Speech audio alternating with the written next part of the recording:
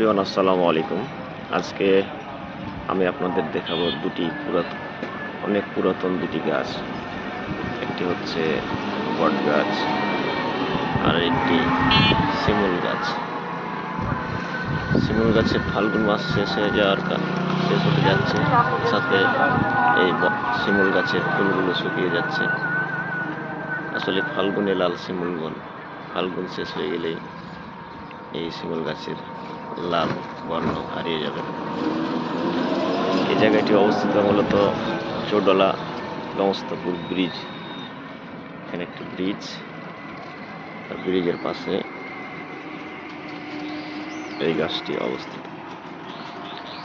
এখান দিয়ে যখন আমরা প্রতিদিন নৌকায় চড়ে এপার ওপার পার হতাম, তখন প্রতিদিন এই গাছের ছায়া আমাদের প্রয়োজন হতো, কারণ নৌকার জন্য অপেক্ষা করা লাগতো।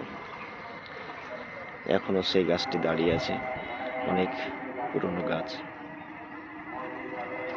ধন্যবাদ।